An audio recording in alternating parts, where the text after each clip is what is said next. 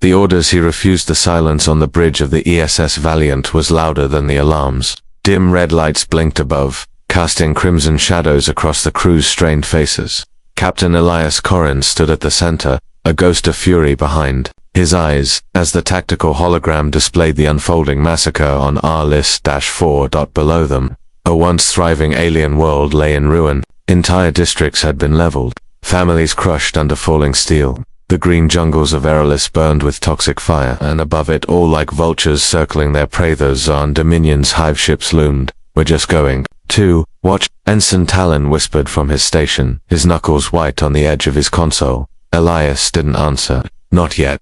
He stared at the pulsing transmission log from Earth Command, cold and clear. "Hold position. Do not engage. Await diplomatic review." He exhaled through his nose and looked across the bridge. "That's not who we are." Lieutenant Nari turned from her station. "Captain, if we go in now, we violate the Interstellar Defense Charter. The Council." Elias cut her off. "The Council isn't here. We are." Her lips pressed into a line, but she said nothing more. The bridge was quiet again. No arguments, no protests, just the sound of humanity's shared conscience taking root. Elias stepped forward and entered the override codes manually. Commander Nari plotted descent trajectory to Erelis 4, maximum atmospheric speed. Nari hesitated only a breath. "Aye, sir." The engines of the Valiant thrummed as the ship tilted, breaking from high orbit and diving toward the wounded world below. Clouds churned, flame trails sliced to the sky, and the hull groaned under the pressure. The ship wasn't built for this kind of atmosphere penetration, but neither was Elias, built to obey orders that abandoned the innocent. "Deployed," he said. "Marines go first, evac teams follow. Bring every survivor you can find. We make a wall between the Zarn and these people." As the Valiant burned through the clouds, Ensign Talon piped up again. Softer now. "Sir Y.S. Elias didn't turn because we remember what it was like. He saw it in his mind, Earth 30 years ago, when the Zarn came for humanity. When the stars turned red and continents vanished in plasma storms. Elias had been 7. He still remembered the smell of the air, the sound of sirens, and the way his mother's arms had never let go, even as the ceiling collapsed. That day the Alliance watched. The Council debated. An Earth bled alone. Never again. As the ship entered the lower atmosphere, the comms officer called out, "We're receiving a signal from the surface." Not in standard. Trying to translate now. A burst of static, then a trembling voice, Celian, weak, female. Elias didn't understand the words, but he knew the sound. Pleading, begging. He clenched his jaw. "Tell them we're on the way." The city they entered had once been Erelis's capital, an emerald metropolis laced with vertical gardens and sky bridges. Now, it looked like someone had taken a hot blade and carved it in half. Black smoke poured from ruptured buildings. Fires danced where parks used to bloom. Above it, the Zarn circled like vultures. Their fighters, bioorganic in shape, screeched as they detected the Valiant's presence. Captain Nari said tightly, "Incoming wave 9. No, 11 Zarn. Interceptors. Auto defenses on. Bring up the shield lattice." The Valiant's sleek frame shuddered as its point defense turrets sprang to life. Precision lasers lanced outward, slashing 2 of the interceptors out of the sky instantly. The others danced and weaved, spitting bursts of plasma across the Valiant's outer hull. The bridge shook, and warning lights flared. "Minimal hull damage," Talon reported. "Shields holding, returning fire." Below them, the dropships were already cutting through the smoke, descending onto rooftops and open plazas where civilians huddled. The rescue teams disembarked quickly, human soldiers in matte armor fanning out, forming a perimeter, guiding the terrified survivors into the craft. Captain Corrin watched the feed closely. Each life saved was another defiance against the void. Then the view screen flashed. An alien child, barely more than a toddler, on from the rubble toward the landing zone. A Zarn drone, still active, targeted her from a collapsed overpass. Blood froze. He hit the Charlie squad. "Drone, on your left flank. Protect the girl." The response was chaos, gunfire, shouting, and then silence. The feed snapped back into focus. One of his Marines, bloodied and staggering, held the child in his arms. He had taken the plasma bolt to the chest. "She's safe, Captain," the Marine said weakly. "We got her." Elias didn't blink. "Then we're not done yet." The crew exchanged looks, not of fear, but of belief. For the first time in years, they felt proud. Orders be damned. This was what humanity stood for. a shield between worlds the moment the Valiant's dropships touched down in the broken courtyards of Erel's Force capital. Chaos surged like a living wave. Burning buildings groaned as they collapsed into themselves.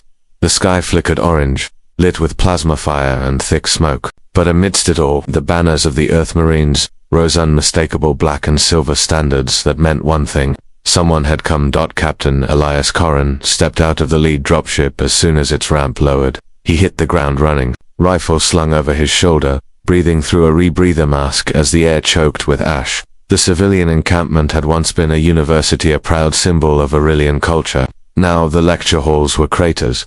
The statues toppled. The courtyards flooded with frightened, injured, and starving refugees. They looked up at him, dozens of wide alien eyes, from countless species across the region. Some flinched, others stared with stunned disbelief. A young Aurelian woman stepped forward, her deep blue skin streaked with soot. She held a tiny child to her chest, the infant wrapped in what looked like torn curtains. Her voice trembled. "Are you humans?" Elias removed his helmet. "Yes, we're here to help." She stared at him like someone seeing the sun after years underground. "They told us humans wouldn't come, that your people only fight for themselves." Elias looked around at the devastation and the dying. Then they were wrong. All around him, his Marines moved swiftly, erecting triage tents, distributing ration packs, and guiding the wounded to safety. Combat medics worked shoulder to shoulder with Aurelian survivors who had stepped up to help. Together they formed an uneasy but functional chain of trust in a place where no trust should have survived. Lieutenant Nari dropped beside him, breath fogging her visor. More Zaan on approach. 3 dropships. Heavy infantry. 2 minutes. Elias didn't hesitate. "Get the evac lines moving. Every ship we can spare goes back to the Valiant Fall. I'll hold the line here." Naris's eyes narrowed. "You're going to fight them head on. We're not done saving people." He climbed atop a broken pillar and activated the wideband comm. His voice boomed through the smoke-filled square. "All non-combatants fall back to the extraction point. Everyone else grab a weapon, grab a shield, or grab someone who needs help. We are not giving up ground." The refugees moved, slower than trained soldiers, but faster than the paralyzed. Parents carried children. Elders leaned on strangers. A line of human Marines and a few brave alien defenders formed behind overturned vehicles and fallen beams, transforming ruins into a barricade. The first Zaan drop pod hit the far end of the plaza with a sonic scream. It cracked open like an egg, revealing armored drones with glowing red eyes. Their bodies were sleek and angular, built for intimidation as much as combat. They hissed as they emerged, scenting blood. "Hold fire," Elias whispered. "Let them commit." The second drop pod struck to the left. More drones. A third followed. Dozens now, fanning out, targeting civilians, advancing in eerie, synchronized silence. "Now," Elias shouted. "Fire at will." The night lit up. Muzzle flashes from pulse rifles flared like lightning. The roar of explosions shook the ground. Plasma bolts flew in both directions. The barricade trembled under the assault. Elias ducked behind a collapsed wall, reloaded, and popped up again to fire 3 rounds into the nearest Zaan's core. It exploded, shattering the drone's chest like glass. The line held but barely. Next to Elias, a young Marine named Dagon fell, his armor scorched. Elias didn't pause. He dragged the man behind a steel slab, yanked out a tourniquet, and tightened it around the bleeding limb. Dagon coughed. "Captain, don't stop, just go." "We don't leave our own," Elias said through gritted teeth. "Sir," Nori said, "overcomes. We've got 1 dropship ready to lift, but the rest are pinned down. We can't extract everyone. We don't have time." Elias glanced back at the crowd, children crying, wounded, groaning, Marines standing over the broken, holding their ground. "We buy them time," he replied, "whatever it takes." As the firefight raged, a strange moment of calm fell over the captain. He stood amid the fury, smoke coiling around him, firelight reflecting in his eyes. He remembered a saying his mother once whispered during Earth's invasion decades ago: "Sometimes, the storm needs a man who will not move." And so Elias stood. When the Zaan advanced with fresh reinforcements, he charged them, not waiting, not retreating. He surged forward like a hammer thrown by a god, weapon blazing, shouting a rally cry in a voice the universe would not soon forget. Others followed, human Marines, alien civilians. Even the Aurelian woman with the suit-streaked baby stood beside. A wounded soldier, feeding him fresh cartridges. A shield had risen, not of steel, but of courage. They would hold. And the galaxy would remember. The fire that would not die smoke curled around Captain Elias Corrin's boots as he knelt beside a dying Zaan drone. Its chest plate was shattered, the red light in its eyes fading to black. He could hear the cries behind him, children screaming, soldiers shouting, the unmistakable sounds of war, but in this moment, all he could feel was the blood pounding in his ears and the grit in his lungs. Behind the barricades, the extraction line still moved, slowly, painfully, but it moved. Each dropship lifted off with wounded and civilians packed shoulder to shoulder, while the next lowered like a hawk to snatch up more. The sky above Errorless 4 was chaos-twisted metal, swirling ash, tracer fire arcing through the black. A voice cracked through Ilias's "Come, Captain, we've got maybe 4 minutes before the Zaan breach the line. One of their landers is inbound 20 times the size of a standard pod." "How many troops?" Elias asked without blinking. "Too many," replied Nari. "Too fast." Elias didn't hesitate. "We need a choke point, a kill box. Get the civilians to the far east corridor. We collapse the streets behind us." He sprinted toward the shattered alleyways of what used to be the city, Essa Central Plaza. His boots splashed through puddles of chemical rain. He passed his own Marines carrying children, shielding them with dented armor, dragging carts of wounded aliens too frail to move. None of them asked why they were still fighting, because they already knew. The street narrowed ahead. Elias grabbed a demolition charge from his belt, slammed it into the base of a half-fallen column, and activated the fuse. One Marine paused next to him. "You're going to trap us in?" "No," Elias said. "I'm going to make sure they only come through one path. That way we can decide how many get through." The boom shook the earth, sending debris tumbling down and blocking half the roadway behind them. Dust filled the air, thick and choking. The remaining passage was now only 3 meters wide, barely enough for 4 to pass shoulder to shoulder. That was the plan. He returned to the front line, sweat streaking the dust on his face. The defense perimeter was a mess, barricades, scorched, soldiers limping, ammo belts nearly dry.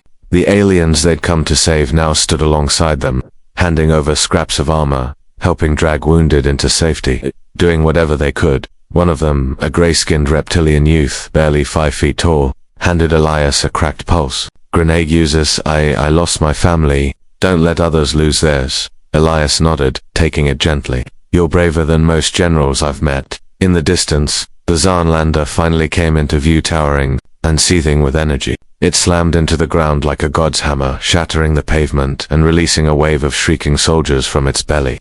The roar of their weapons turned the sky crimson. "Positions," Elias shouted. The defenders lined up behind ruined vehicles, concrete slabs, and scraps of ship plating. The air pulsed with heat. The vibration in the ground became a tremor. Then the first wave hit.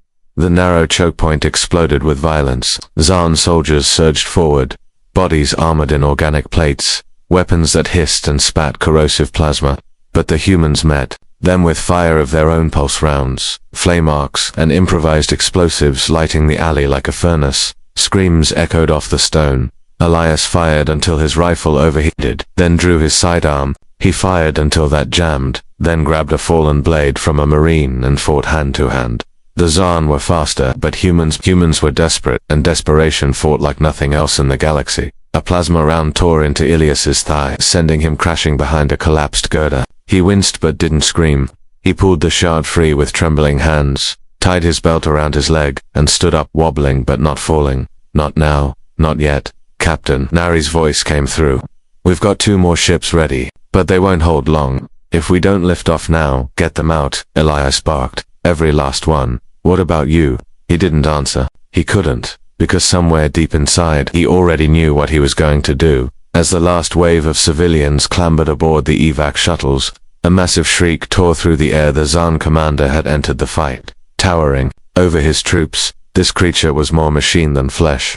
Multiple limbs, sharpened claws, and a biocannon fused into its chest. Its voice, guttural and ancient, roared a challenge as it advanced. Elias looked up at the monster and squared his shoulders. "This ends here." He sprinted toward it, wounded, limping, bleeding, using what was left of his strength to get within range. He slid beneath the beast's swing, climbed its back with the ferocity of a man who had nothing left to lose, and jammed the cracked pulse grenade into the exposed socket near its spine. The creature turned, shrieking, just as the charge detonated. The explosion leveled the courtyard. When the dust settled, Elias was gone, but the lander was silent. The Zaan were broken, and humanity, feared and misunderstood, had become the shield the galaxy never expected. Echoes of a hero, the battlefield lay in smoldering silence. Charred Zaan bodies littered the plaza, their twisted forms steaming in the rain that had begun to fall. The air was thick with the scent of scorched metal, wet ash, and something else, hope, bruised and fragile, yet alive. The human dropships ascended into the sky one by one, carrying the last of the survivors from the ravaged world below. From the command deck of the Valiant, Lieutenant Commander Nari stared down at the city as it vanished beneath the storm clouds. She hadn't seen Elias after the blast. They had searched what remained of the Plaza dug through the ruins with bare hands, called his name through choking dust and crumbled stone. They found his rifle, his cum badge, a smear of blood across a shattered Zoncore, but not him. Now she stood alone on the bridge, listening to the steady hum of the engines. As the Valiant limped through the upper atmosphere, her face was streaked with grime and dried tears.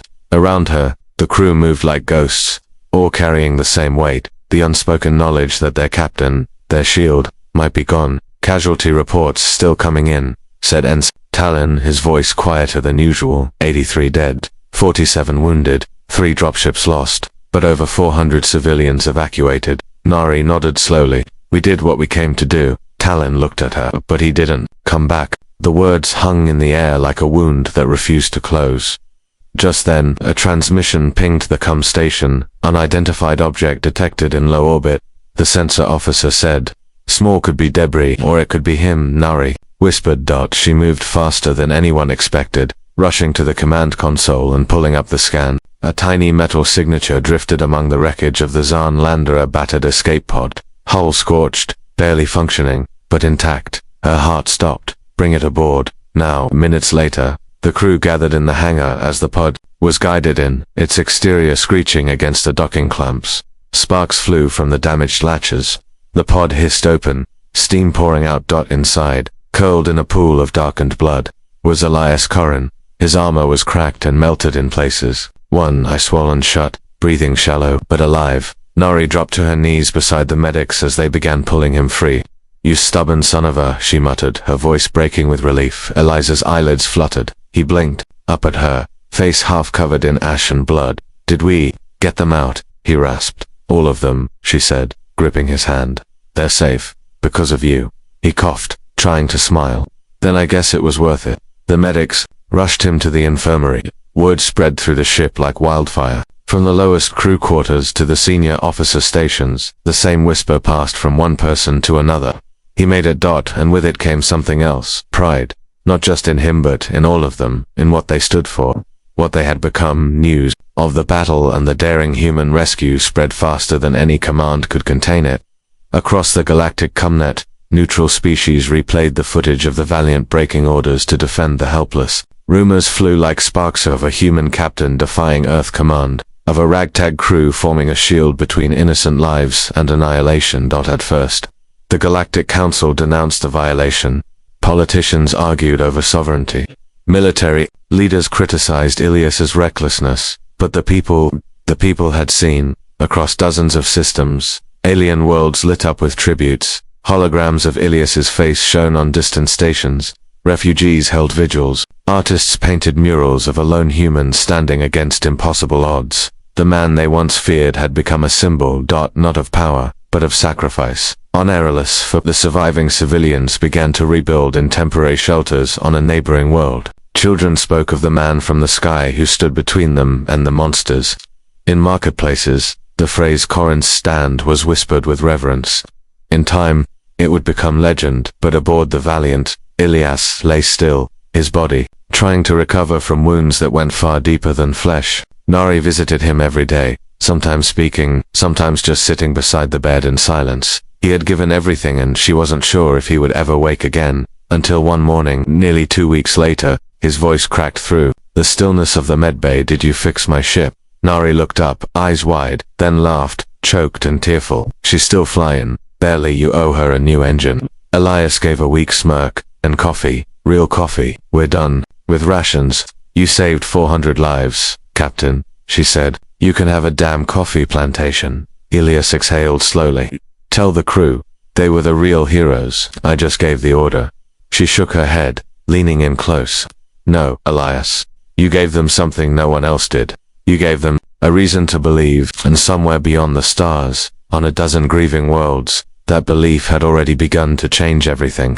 The banner that rose from ash the ceremony was held beneath the twin moons of Elveron, a peaceful world spared from war, now home to over 30,000 displaced civilians from Aerolus 4, the open plaza. Once a spaceport hangar had been transformed into a sanctuary, a place where grief and gratitude met under starlight. At the center stood a gleaming obsidian pillar, newly erected, carved with the names of the fallen. Above it, a massive banner fluttered in the soft planetary wind. The symbol of the valiant, a broken blade, mended with light, now hung not as a mark of war, but as a symbol of sacrifice. Captain Elias Corrin stood beneath it, still bruised, still healing but standing. A crowd of thousands gathered, their voices hushed as the Aurelian Chancellor approached the podium. His once proud robes were patched and faded, a survivor's uniform, his voice carried through the speakers, translated into a dozen languages.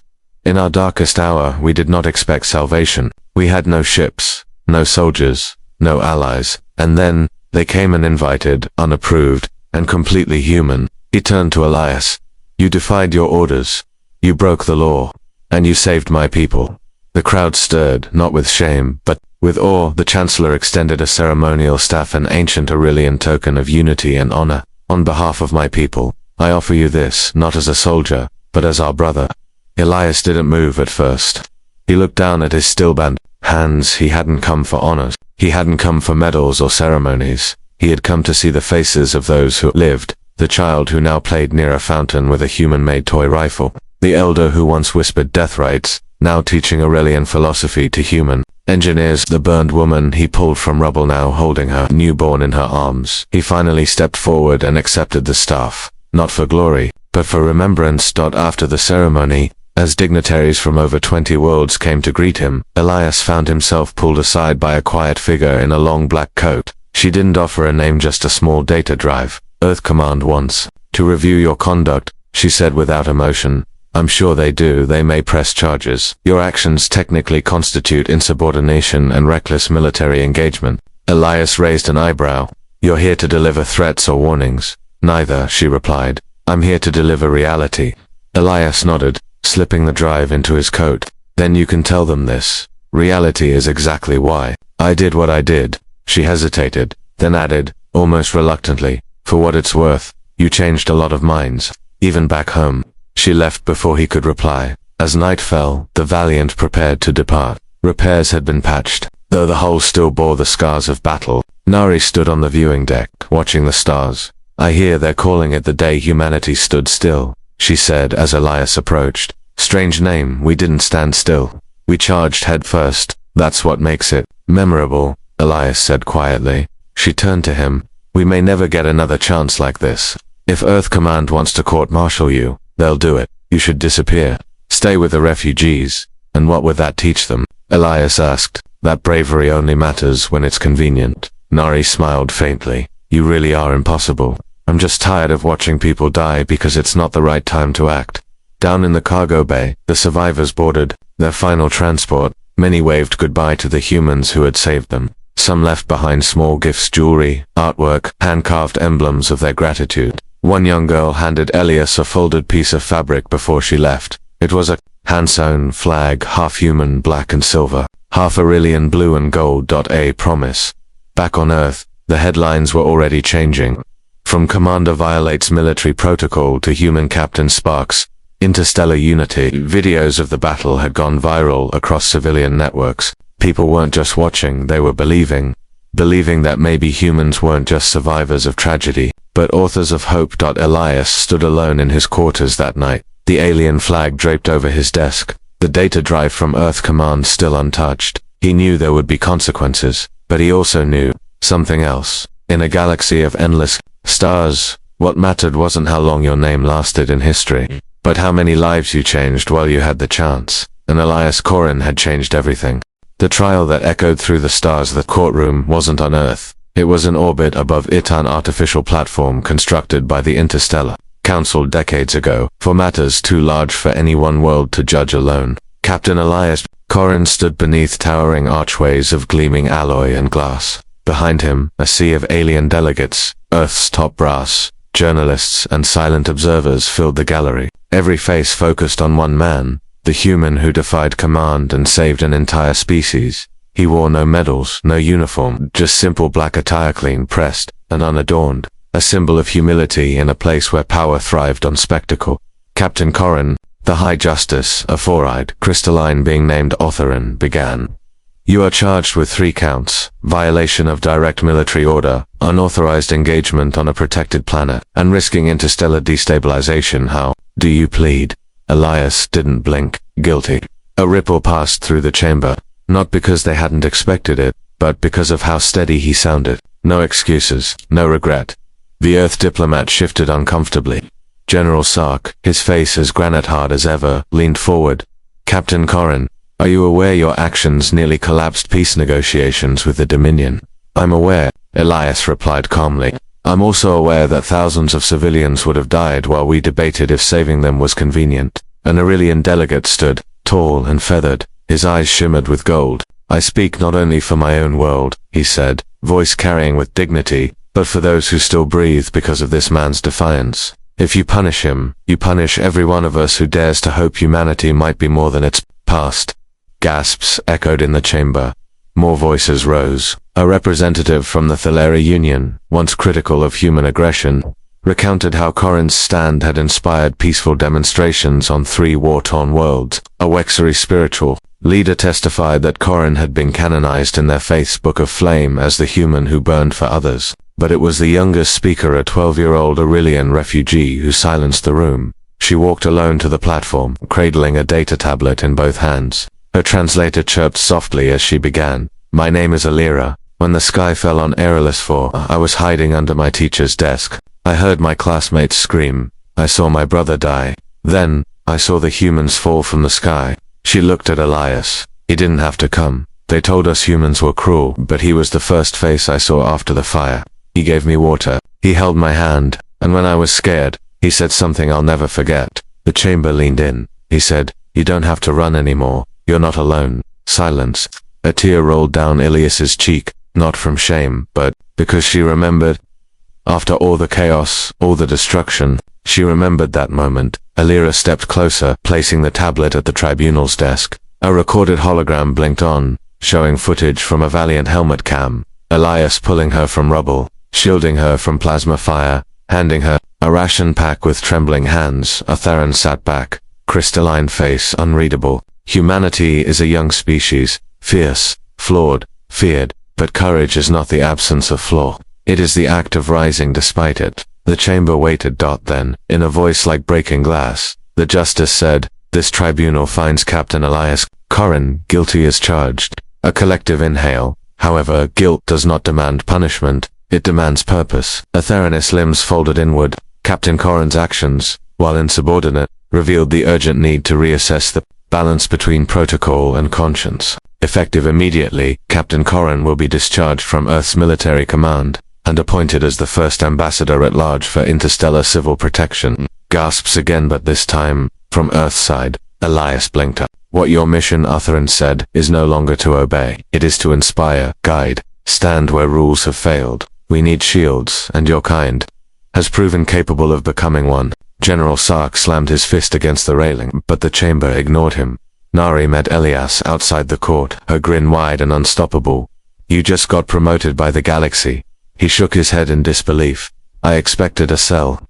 Some prisons wear medals. You just walked out of one. As they boarded the shuttle back to the Valiant, now repurposed as the flagship for interstellar rescue operations, Elias turned to look at Earth through the viewport. Blue, peaceful, distant, but no longer alone. He tightened the black strap across his chest, not for war, but for duty. A new kind. You think we're ready for this? He asked Neri. She leaned against the bulkhead, arms crossed. We weren't ready for the last mission either, he chuckled. Fair. Behind them, the newly sewn flag, half human, half alien, hung from the wall of the shuttle. It wasn't just a symbol anymore. It was a promise. The legacy that let the stars. It began with a single ripple. One ship. One order defied. One man who chose conscience over command. But ripples become waves, and Elias Corrin's name had become the rising tide of a new age. The S Valiant, once a warship, was now humanity's first official peace and protection vessel under interstellar authority. Its sleek hull bore the scars of countless battles, but beneath the new coat of titanium alloy were the names of every world it had touched since Aerolus 4, each name inscribed not by machines but by hand. Elias stood alone in the observation deck, hands folded behind his back. Below him, the twin suns of the Raxes system glowed like molten gold. It was here on a moon once ravaged by civil war that the Valiant had just completed its 15th rescue operation in under 6 months. They didn't fire a single shot, and yet they'd saved 1,000 lives. Nari joined him silently, handing him a steaming mug. Real coffee, no rations, just a quiet gift. You ever imagine this? She asked, sipping hers. Not once, Elias admitted. I thought we'd be fugitives, dead, or forgotten. Nari leaned against the window rail. Funny. I thought we were just soldiers, but now they're calling us architects. He raised an eyebrow. Architects of a new order. Did you hear about Deathrus? No. Tazan colonies agreed to joint resettlement with human civilians. They're building a neutral city. They named it Corin's Haven. He stared at her, dumbfounded. That's absurd. She smirked. Absurd seems to be our specialty. He chuckled softly, but the sound faded quickly. I never wanted this. Not my name on cities, not speeches or banners or songs. Nari looked at him carefully. Then why did you go down to Aerolus for? He didn't hesitate. Because it was right. And that answer was enough. The door to the observation deck opened again. Alira, the young Aurelian girl who had once stood in his defense, now 15 and dressed in the insignia of the Valiant's junior crew program, walked in with a datapad. Captain, incoming message, she said, saluting in the awkward, imperfect way only a teenager could. At ease, cadet, Elias said with a faint smile. She handed him the pad. It's from the Galactic Council. They want you to attend the signing ceremony. Signing for what? Alira's eyes sparkled. The first interspecies coalition charter for emergency humanitarian response. Elias blinked. They're naming it after you, she added sheepishly. The Corin Protocol. He looked down at the pad, then out at the stars again. He didn't say anything for a long time. Finally, he whispered, only if they understand what it means. Nari tilted her head. And what's that? That it wasn't about being heroes, it was about being human. 3 weeks later, in a domed amphitheater orbiting the neutral world of Voxstar Prime, leaders from 79 species signed the Corin Protocol into galactic law. The document guaranteed aid, sanctuary, and defense to any world facing extinction regardless of politics, species, or territory. Elias Corin refused to sit at the central podium. Instead, he stood in the crowd beside survivors of Aerolus 4, holding hands with Alira and Chancellor Threx. When the final signature was recorded, a thunder of applause echoed through the dome. But Elias didn't raise his hands. He didn't bow. He just smiled, a quiet, humble man standing beneath a mountain of change. Outside, across the stars, people watched, not just through screens, but in the way they lived. Old rivals shared meals, borders softened. A fleet of mixed-species rescue ships launched under the Valiant's flag, captained by those who believed that saving lives required courage and sometimes disobedience. In a corner of the known galaxy, a monument was built, not of marble, but of alloy melted from broken weapons shaped into a flame dot. At its base were inscribed the words Elias once whispered to a child in the fire. You don't have to run anymore. You're not alone. Back aboard the Valiant, the crew resumed their journey, always forward, always listening for the next cry for help. Ilya sat quietly in his quarters, writing a letter he'd never send, to the ones who never came home. We fought in the dark so others could see. We burned so others could feel warmth. We broke the silence so others could sing again.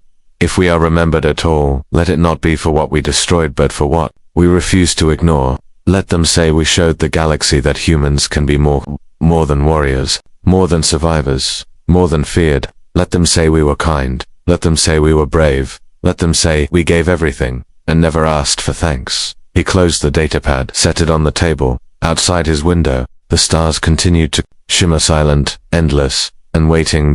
And the Valiant, with her battered heart and shining soul, sailed on.